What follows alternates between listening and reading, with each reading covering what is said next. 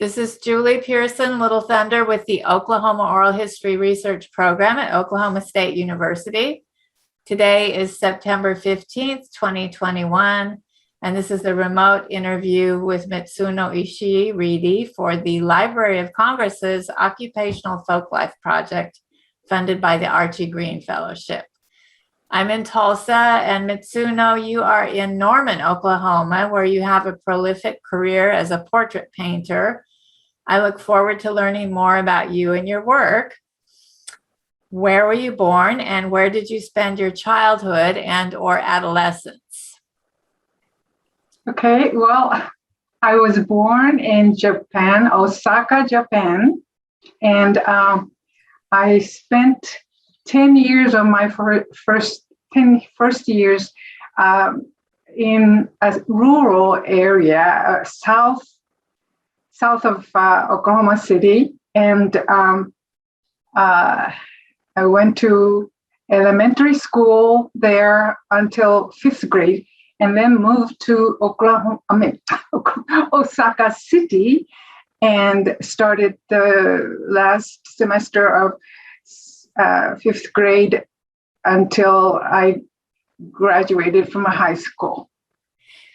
I understand you were living in this rural area. You were living in a kind of collective living environment, and you didn't really have access to drawing materials or exposure to art. But do you remember your first experience with art, however you would define it? Yes, well, in Japanese elementary school, one of the curriculum is that we have a art and craft class every day. And so I started to draw, and with mostly crepas, but we would go sketching outside, and we would paint whatever is around. And it was just part of my life to draw. And but I have never been exposed to any kind of sophisticated materials. Like easels, I have never even seen a model stand, and nothing like that. Mm-hmm. So it was pretty sheltered, just crepas, and then we call it gaban, but it's a art thin box that you put over your shoulder, and you can draw wherever you are, and that was my that was your studio. Well, yeah. How did the move to Osaka kind of impact your discovery of your own talent for art?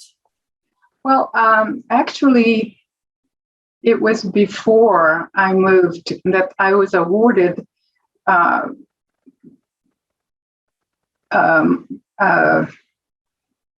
award that enabled me to take the workshop in another town. And that was, I believe I was in the 4th grade, and I painted a little landscape from my 2nd floor classroom window. And it was sent by my teacher without my knowing. And then I received the award, the gold medal. I was given the chance to go to famous Japanese artist at that time, Impressionist, I think, but his workshop. And that really was a first time that I was ever exposed to anything like model and easel. So it sort of scared me, and that was my first experience that if I painted something, I get into trouble like this. You So come under a lot of stress. I did. As a child, I have not been exposed to anything. And so I made up my mind I wasn't going to paint. So when I moved to the city, I was, the teacher recognized how I can paint and draw. And so she put up a lot of my works in the classroom wall, but I was just very, not interested in that. And I was more interested in learning alphabet and, do things that I had never been exposed to. Yeah. But, Right. Well, and you got very interested in languages early on. yes, I was. Yes, I actually somehow was fascinated by languages, and I wanted to learn, but there's no place I could go. And so during this junior high years, I got up early in the morning, and public radio station had 15-minute language classes, German, French, and English, and I listened to all of them. Everybody's asleep, and I had to put my ear to the radio, but I listened, and I was able to speak like natives. You absorbed, yes, you had a brain for languages. So can you explain how you got involved with Penpals and then eventually how you ended up in the U.S.? Yes, I have realized that the Japanese environment wasn't very friendly toward children with a single mother. And even if my father was killed in a war, and I thought it was very unfair, and I was wanting to get out of the country, but first I had to learn English to get out. So I have started to write to Penpals in America, and also I started to expand to other countries, France, England, Malaysia, in Indonesia, and Newfoundland, Canada. Oh, so many places in the United States. And so then, well, when I was I had graduated from high school and was working at a shipyard. I had a mail from a stranger, and he introduced himself to me as a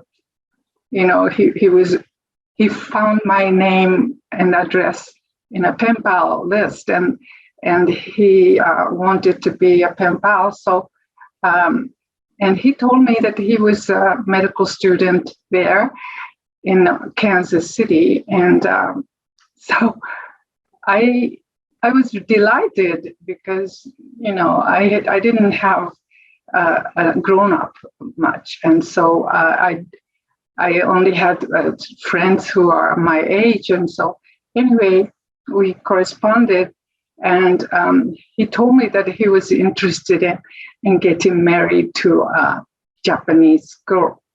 And so, I was a marrying age, so I thought, well, this might be a good chance for me to get out of the country. And I did. He said, I'm going to send you an airplane ticket so you can come and we'll get married. And I said, oh, no, not like that. No, you have to come to Japan and see my mother and get her permission, and then we will get married. And I didn't think a poor school, student, medical student could afford, but he did borrow money from his friends and flew to Japan and met me and met my mom and got the permission, and then we were married there.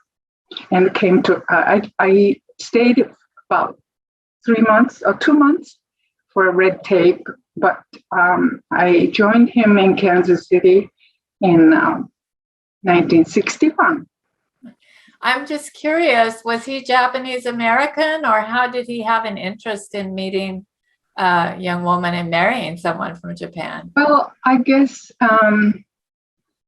he was more like, he had been to China as a 17-year-old in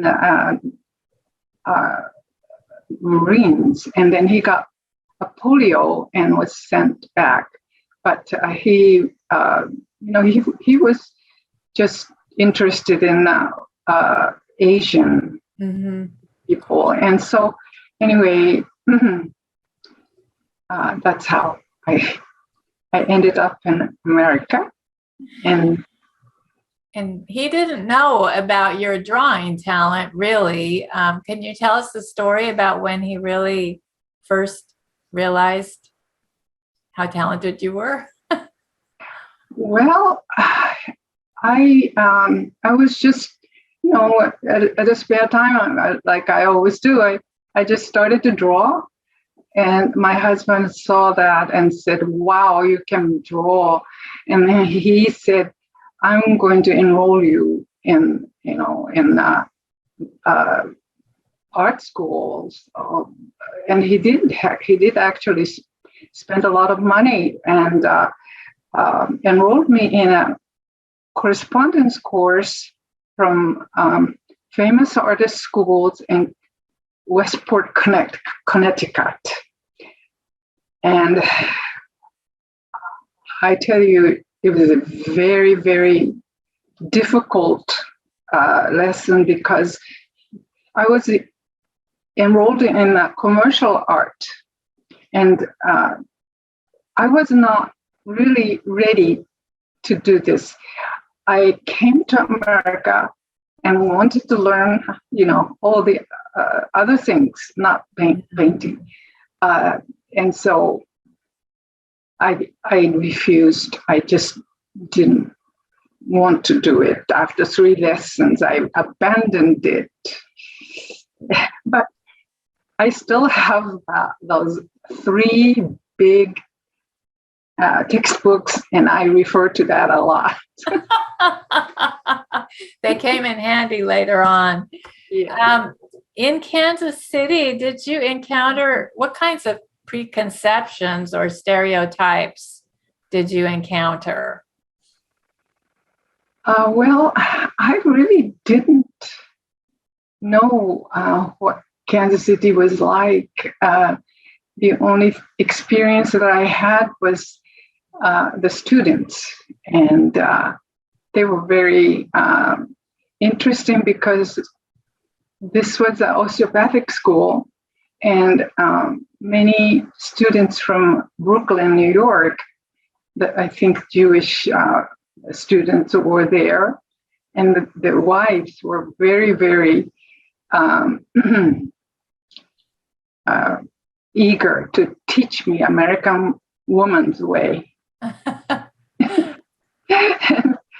and so I just hang around with them, and but my husband didn't like that. He didn't want me to be Americanized.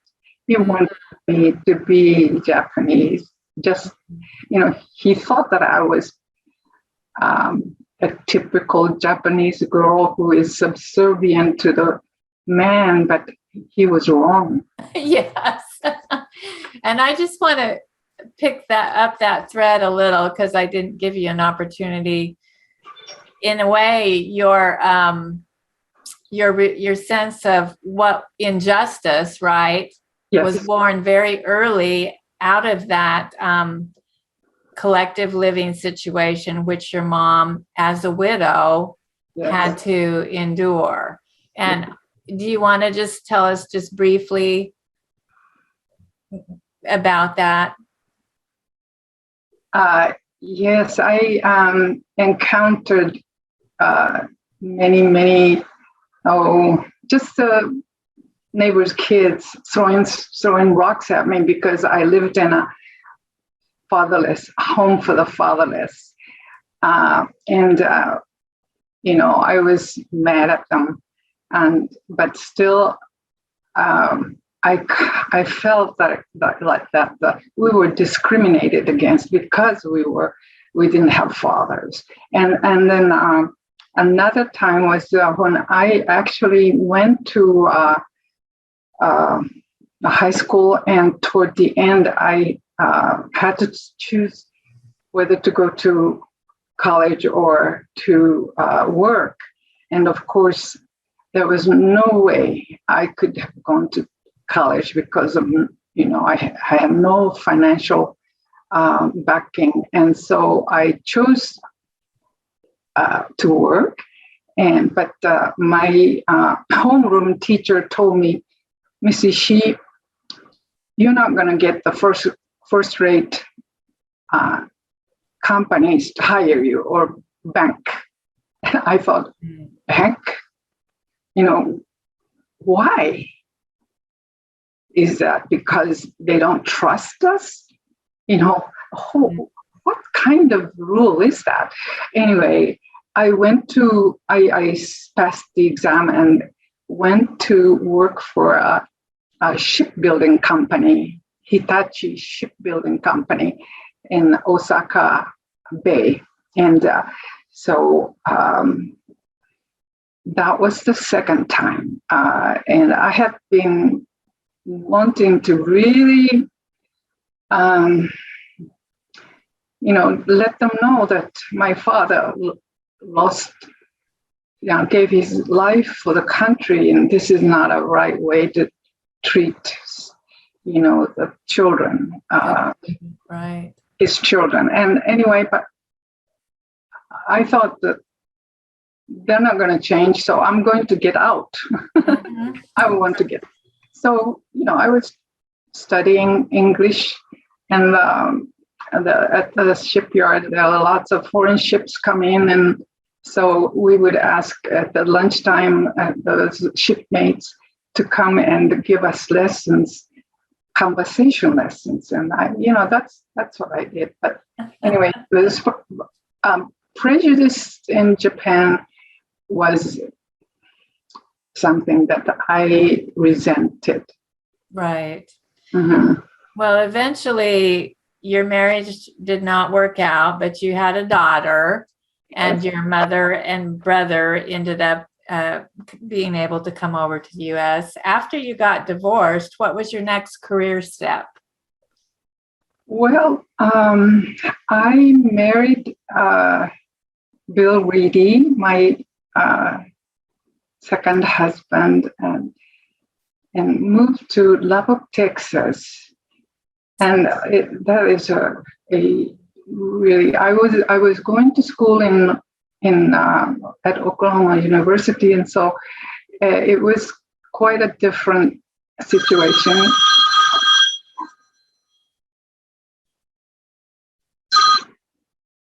And I got depressed. I was, I had a daughter to take care of, but I don't remember how I did that, because I found myself sitting at the corner of my couch and was really, not doing anything, just crying. And my dishes were piled up in the kitchen. And then my husband finally said something like, why don't you go to the doctor? And so I said, okay. And I went to the doctor, and that's when a doctor talked to me for 2 hours. Bless his heart. He's a country doctor with lots of insight. Anyway, he told me after he led me into his office. He said, "Mitsuno, there's nothing physically wrong with you. It's you're going to tell me all about yourself."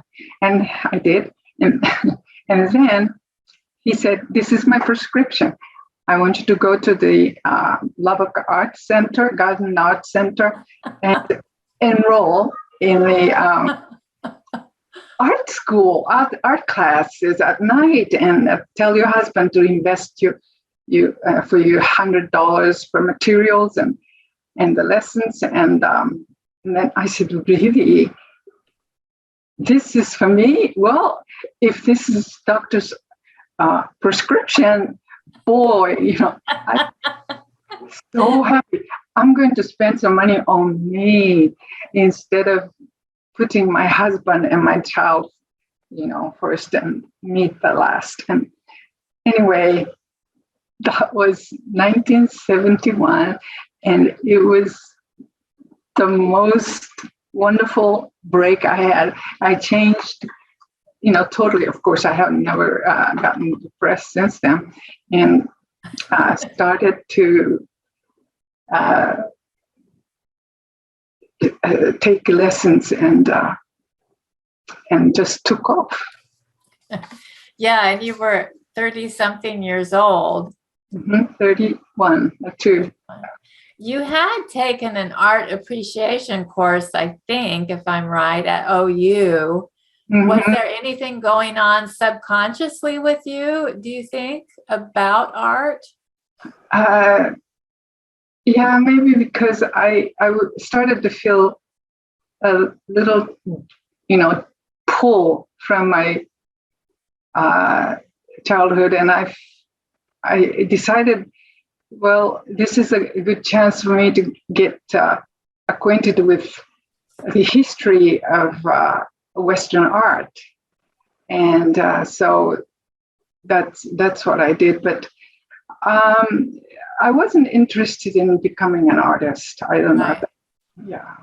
Until you went to the Lubbock Art Center. So tell us what kind of a base you got there. Well, I first had a landscape paintings, and I loved it. The teachers were all trained at the Art Students League in New York, and the way they painted was with a light and shadow, and it was I just loved it. And still life teachers were excellent too. And then I took portraits, and the first portrait that I did was really too big for the canvas. I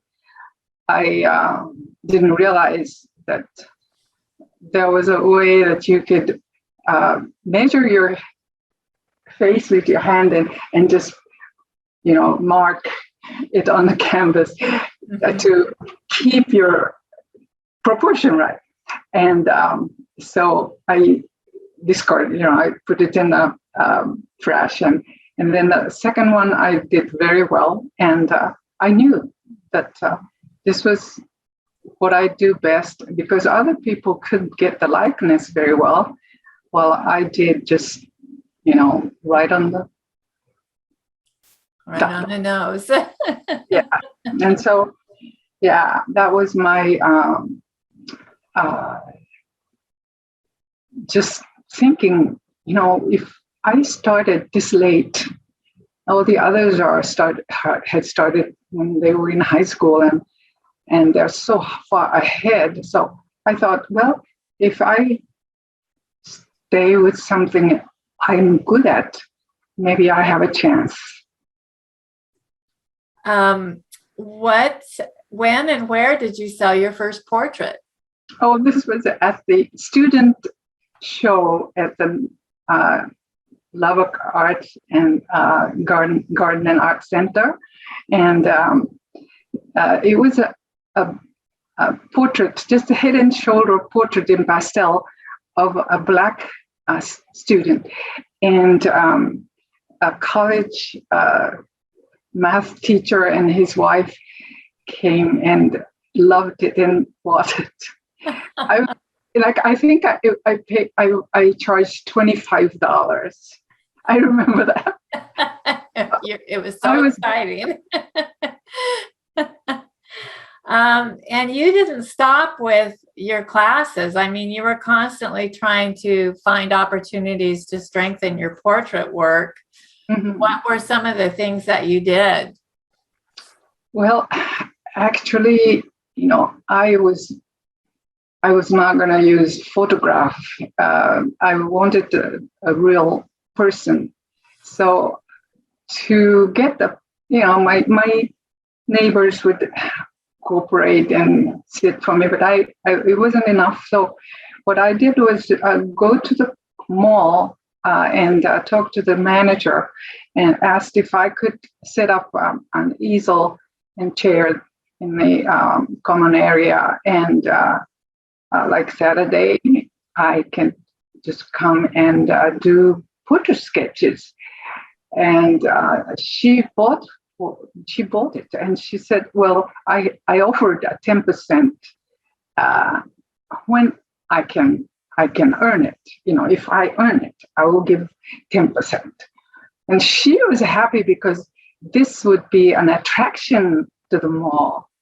And so I was able to do that for quite a while. And I started, easy one and the cheaper one, like charcoal sketch, head and shoulder. And I would do it in 30 minutes. And I had people line up on the floor. I was a big success. And so, what great practice, too. That's exactly right. I wanted it. And you never know who is going to sit in that chair next, an older person or a baby or, and you had to get the likeness. So it was such a fun time and also a challenge too. Yeah. Eventually, you and your husband and daughter moved to Austin, Texas. Mm-hmm. And you already had this good reputation on the Lubbock art scene. Mm-hmm. How did you reestablish yourself in Austin? Well, that I just told you about the mall. Oh, that was in Austin. In Austin, because yes, I didn't think about that in Lubbock because I guess I was still entering, in art shows and mm-hmm.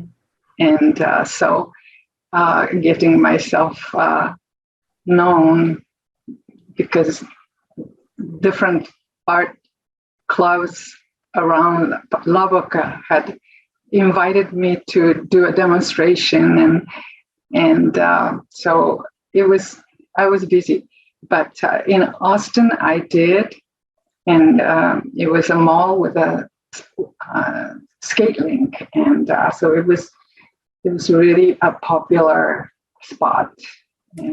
And anyway, I became known very quickly, mm-hmm. and I was invited to an art show. I remember I had a booth next to Amado Pena. And yeah, it was really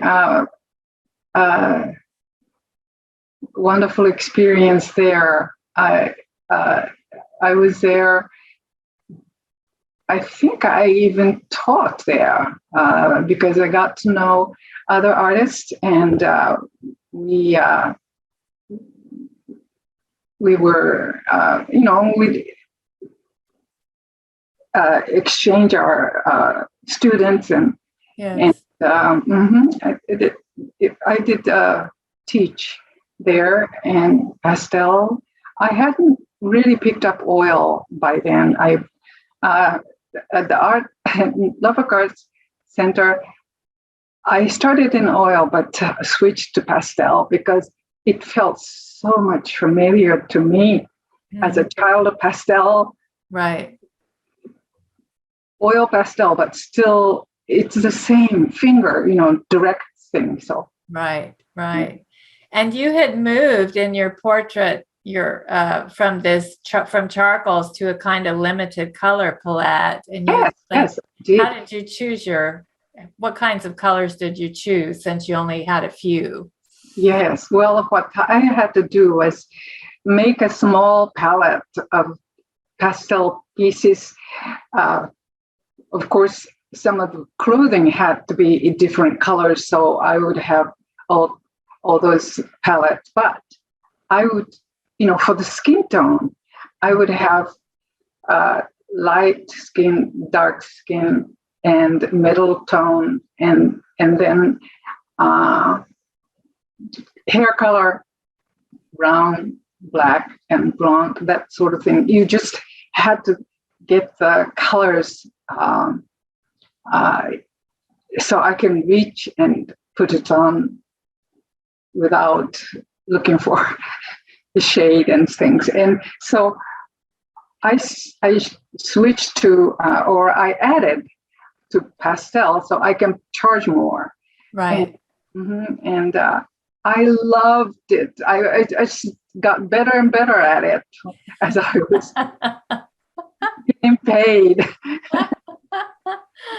So, another mall had a gallery, and it was close to University of Texas, and I did that same old sketch in color, this time just the color, and for Christmas time. And I just worked from morning to night with the closing, and my hand was. Oh, and you were really bringing in an important income for your family too. Yeah, well, I started to take care of the groceries and some other bills. I felt good about helping my husband with a bill. So yes, and on top of that, I was getting better at my skill, and also reputation was growing. And I was in a very good position there. And then you ended up moving to Norman, Oklahoma. Yes. So how did you reestablish there? Well, as you can see, that I have been doing just the quick sketches from people. Yes. And I didn't charge very much. And I moved to Norman and immediately found out that there's an artists colony, like a building. And so I joined them. And then I also about that time, my husband, Bill, had suggested that I go to New York and get more business of portraiture, information. And so I did 5-day seminar, I think, by John Howard Sandon in 1971. And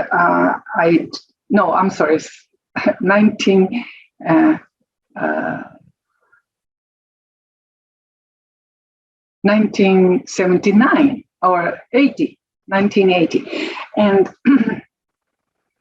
so with all that information to be a professional portrait painter, I had to make much bigger and more complete paintings, portraits that people would really cherish as an heirloom. And I started to, of course, get bigger paper and started to take photographs. So I could have, I could ask them to come and sit for me for details, but still the overall composition and everything, I had to have photographs. So I learned how to take photographs. I had to buy lots of equipment, but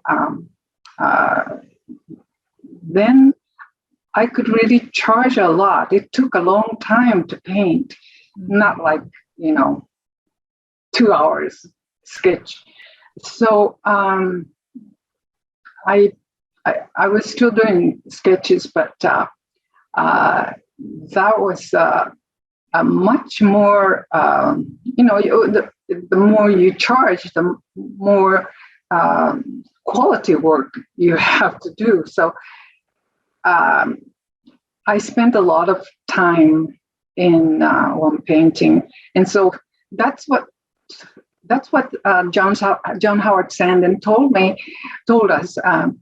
If you are too busy doing your work and can't even,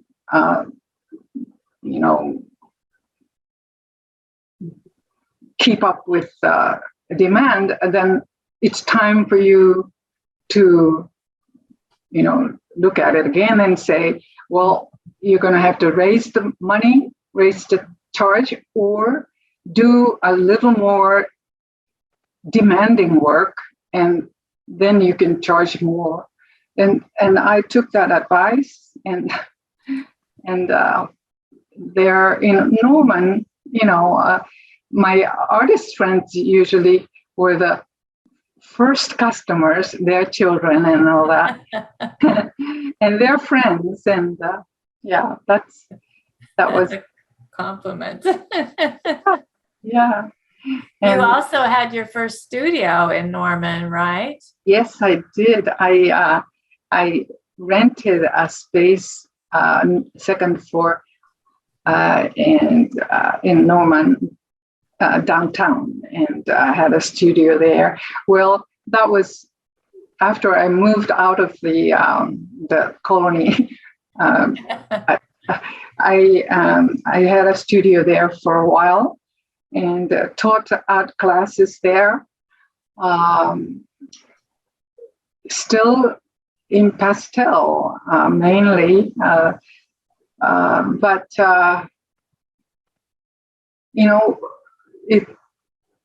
because it was easier for me to paint in pastel, and some people did in oil, and I could still check their drawings and colors, but I don't think I was doing a lot of oil then. At that point. Mm-hmm. When you do a portrait of someone, what are you trying to capture? Well, that's an interesting question. Of course, the likeness is the utmost importance. But the best side, everybody has some kind of, well, especially older people, they are worried about their double chin and all this. So they have their good side. And so, well, I try to capture or record their faces, that they would love to, have the rest of their lives. And so I was careful, talk to them about them, and then look at them, and of course, the happy customers bring more customers. What do you think makes your approach to portraiture a little bit different from some of your peers? Well, at that time, I didn't have any peers, not very many. I was just looking for nationally known artists to kind of get the ideas, and and also, of course, by even doing what I was doing, I had a challenge of not just one person, but the whole family, and that is a lot more complicated job than just one person. And so there was plenty of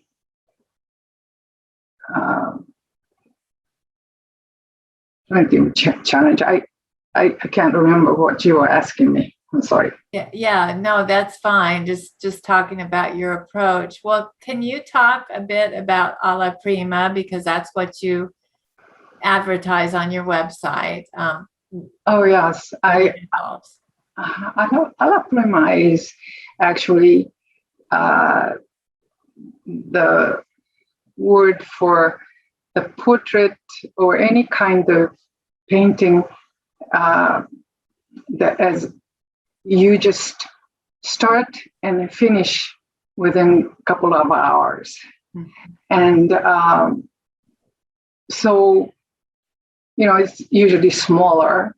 And I have done many things, like, of course, portraits, but I did plein air landscapes. And that was because the light changes in 2 hours. So you just take 2 hours time and finish it, start and finish it. That was one of my discipline, I think, because when you have lots of time, you sort of waste your time and not focus. And when you have only 2 hours to do it, boy, everything in your head is working, trying to get to that goal. And so you'd be surprised how much you can do in 2 hours. You've done you've done portraits of number of notables, the civil rights pioneer, Dr. Ada Scipio Fisher, former Governor Brad Henry, the Italian singer Pavarotti. When you are portraying someone whose face is already well known, how does that change your approach? Well, actually, it didn't really matter to me. When I go through the process, I need to see the person, of course, and then if I can't see the person, and just photographs are available, I would look at as many as possible and then pick out the one that is, represents how they look. But I always try to look for the best side of them, pleasant and handsome and beautiful. And well, despite all your commercial success, when you were 71, I believe, you decided you didn't have the foundation that you wanted to have in portraiture. Yes. So you went to a well-known school in Philadelphia. Do you want to tell us about that? Yes. Well, actually, in 2006, Nelson Shanks, the world-famous portrait painter, has come to OU and had a show. And I think he taught art students there. But I went to his show, saw him and saw his paintings, and just couldn't believe how good they were. And I just thought, oh my gosh, I wish I could you know, learn from him. But at that time, I was not able to. And when I turned 11, 71 and a half, I was able to financially, and I decided I would go ahead and take a summer workshop, 2 week. That's a long time.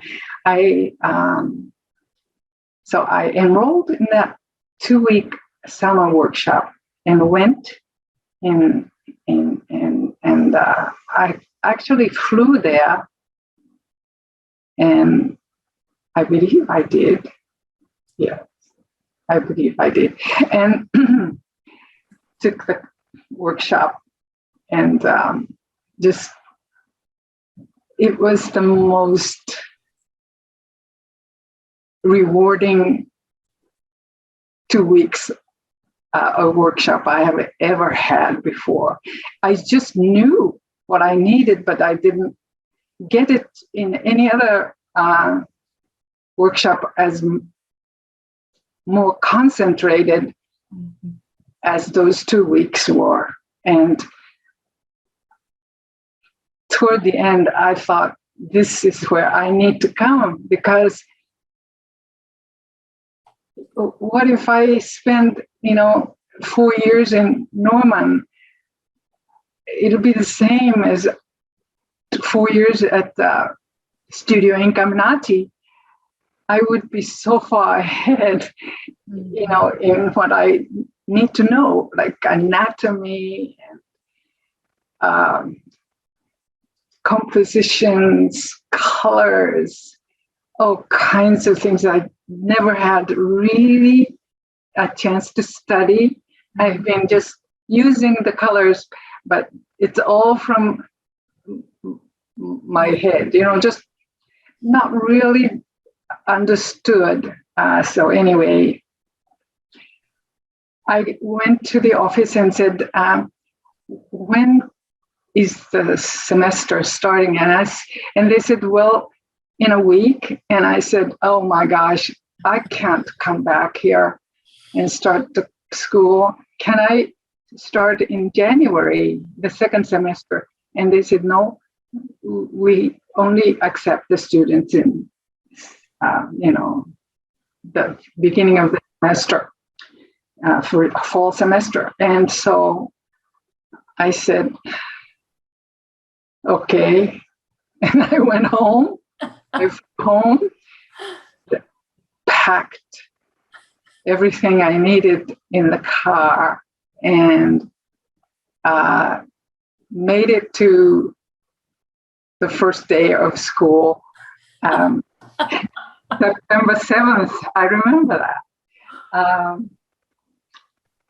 Of course, I had to, I needed to find a place to stay, and one of the instructors had a upstairs third floor room for rent and all furnished, and so that's what I took. And for one semester, I was there commuting from Germantown to the inner city, and then afterwards, I was able to find an apartment to share in the same building as the school, so it was a convenient arrangement. But I can't believe I did that. I had to pack everything, and all my friends were helping me, but I don't know. I don't think I put the house for rent until I came back at Christmas break, the winter break. That's when I packed everything, more things, and stored it in the storage and rented the house. And then I drove my car this time and just lived there and in Philadelphia. Mm-hmm.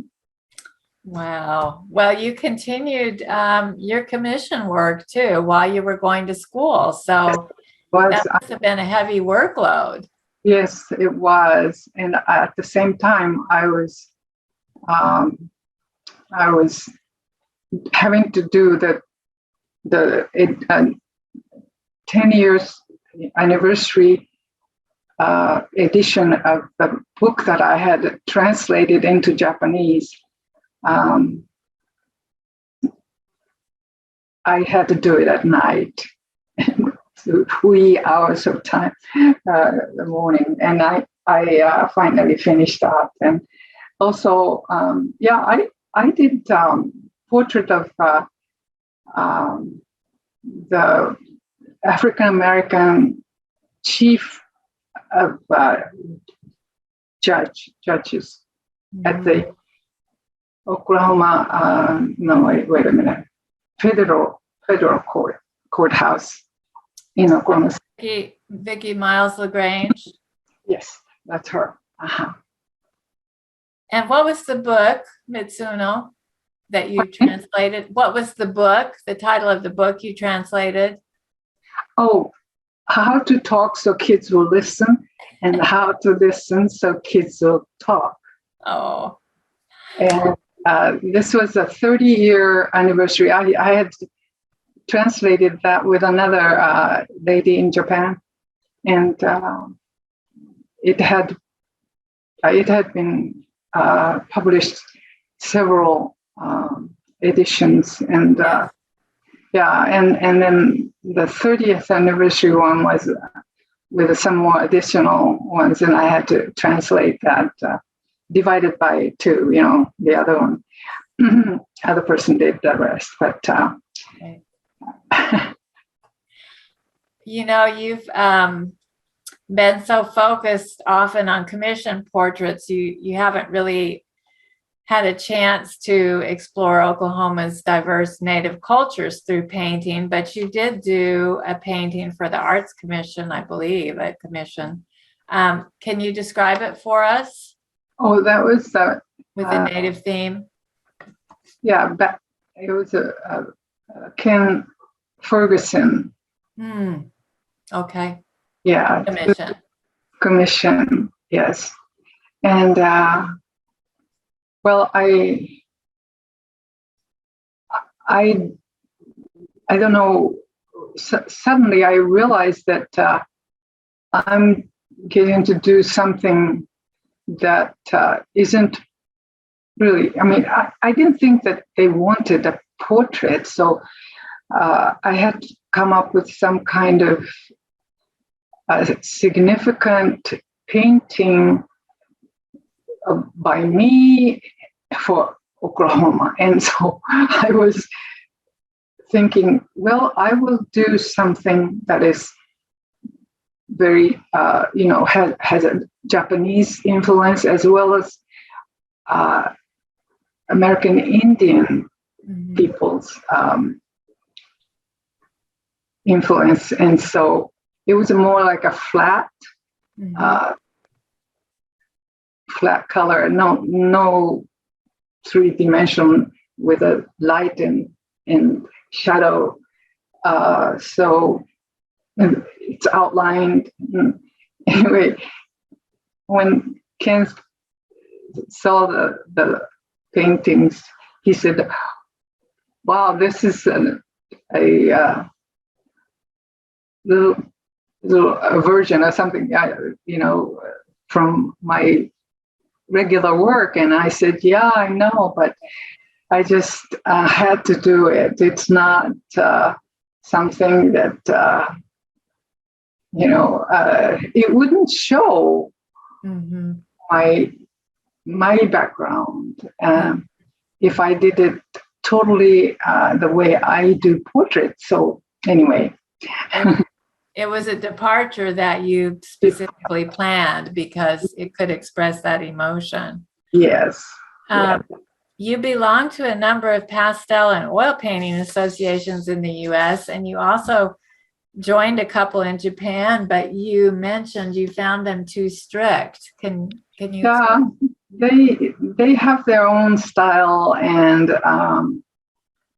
I have entered in their shows several years, but I just finally decided that I was kind of wasting my time, and so I stopped it. Oh, excuse me. Oh, no, that's okay. I had a chance to go back to Japan then every time that there's a show. So that was enjoyable. Oh, yeah, for sure. And you would visit your sister. Yes. But you made a trip in 2016 for a different purpose. Can you tell us a little about that? Well, a friend of mine had never been to Japan, and so I suggested that I would be a tour guide, and planned a 2-week trip to Japan and at the cherry blossom time. And I really wanted to see my high school friends, and so they met us and spent a lot of time all day. I think we had a dinner, and also the school was right across the street from Osaka Castle, and so my high school, and so we all walked over there, and then we had a tour of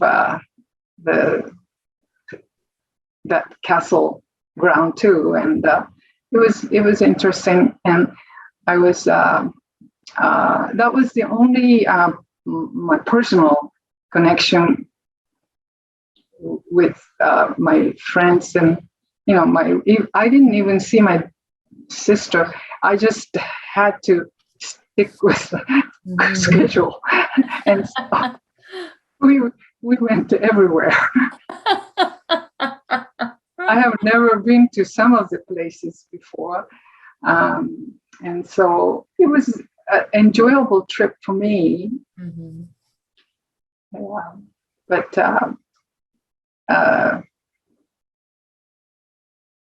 and that was really the second time that I became more like a tour guide, because my older daughter wanted to go to Japan, and it was only for 5 days, but I spent a lot of time just not saying anything except translating what everybody is saying to my daughter into English. So it's a big responsibility. Yes, it is work as well. Yes. You've won a number of honors and awards over the course of your career. What are a couple that have been especially meaningful to you? Okay. Well, I believe the one that really changed my career was when Mr. Luciano Pavarotti was invited to go, do a concert by Dr. Zudi. And this was to raise the fund for St. Anthony Hospital's heart wing that they were going to build. And he was looking for a portrait painter as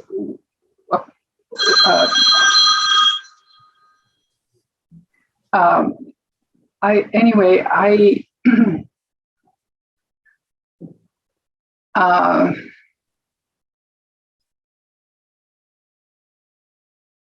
heard it from a calligraphy friend that who was doing job for Oklahoma Symphony Orchestra at that time, and she said, "Well, Dr. Zudi has been looking for a portrait painter, and he has gone through 6 already, but he didn't like any of them." And she said, "Why don't you try. And so I said, okay, well, what does he want? And he said, bring the slides of your work, and I will meet you at the St. Anthony Hospital. So I went, and so he looked at it, and he said, he was looking at it at the window, and he said, "You're going to be famous." He did me do a lot of drawings of Luciano Pavarotti, and they were all used for a program, and that was most significant for my art career, because it was in 1981, shortly after I became, I came back to Norman, and also I had gone to the seminar in New York City, and so, but I didn't have any clients, you see. And after my portraits were in the album, and so many of the, supporters of this project saw, and they are mostly well-to-do, quite a rich people. And so I started to get lots of commissions.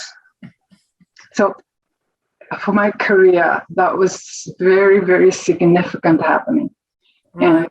And then another commission was Ada Fisher. That was for the Capitol, and she had been.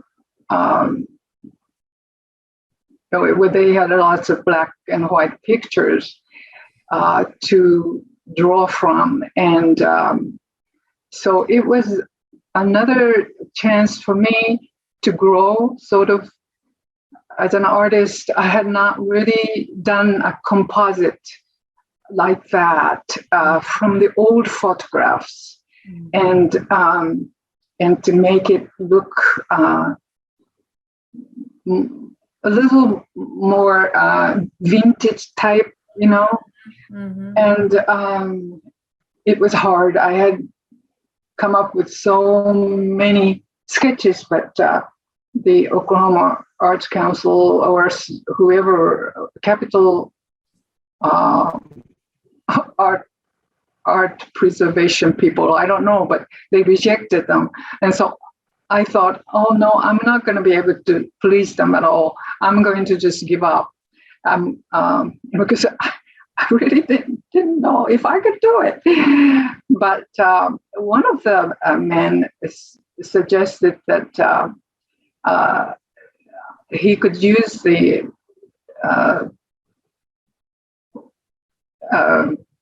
what do you call that? You can jiggle the pictures and create. Yeah. The software that a software program. Yeah. Photoshop kind of. Photoshop, yes. He was very good at Photoshop, and he suggested that he could just help me. And so when he did, that was my solution. I just needed a little bit of help, and then I was able to finish it, and they just loved it. So I was, and that was, as a technique type of thing, it was a new skill that I acquired, and of course, she was such a brave lady. She was such a young person, and yet went all the way to Supreme Court. Yes. Battled this huge structure of institutional racism. Prejudice against the African American students, and I was very, very honored to be able to paint that portrait. And it was hanging in the Capitol Rotunda, but I think this time it's going to be moved to another section. But I love it. It's really one of my favorites that you've done. It's just so powerful. Thank you. Well, you've had a number of commissions from the Arts Council, including a mural, which your situation's kind of changed a bit. So we don't know how that's going to play out yet. But tell me how you handled the pandemic, your time during the pandemic. Oh, I decided that, Zoom, actually, I discovered Zoom and I started to teach art lessons to my, locally. And also, I thought this is the great time for me to give art lessons to my grandchildren and scattered, and California mainly, but and I planned a very, very simple postcard pictures so they wouldn't be overwhelmed, and used watercolor. And you can buy a tiny watercolor palette, with cake color, and it's easy to use water and wash it out of the brush, and they have never done that, but I could tell they were loving it. And we did it 2-3 times, and another time I did origami. Oh, two origami lessons. And, we were thinking about doing some cooking lessons too, Japanese cooking lessons. Oh, that would be great. Yeah, but that was a benefit of that pandemic. Well, looking back on your career so far, what has been a high point for you? Well,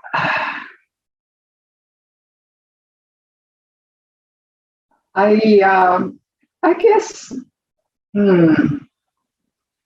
high point. Well, there was so many. I don't know which one to pick, but I have been commissioned by the judge, to paint judges of the federal court, and somebody commented the place is my gallery. The court is your gallery. That's a huge exaggeration, but yes, I have more than 2 or 3. So wow. Yeah, so I feel so honored, and once they are happy with portraits I do, they usually stick with you. And so every 7 years, the new chief judge, is replaced, and so I have been sort of guaranteed my my clients. Wonderful. And yes, I have really benefited from that, and also the bankruptcy court did the same thing. So I have two courts judges. Wow. Well, what has been a low point for you? Well, not really. I don't have any low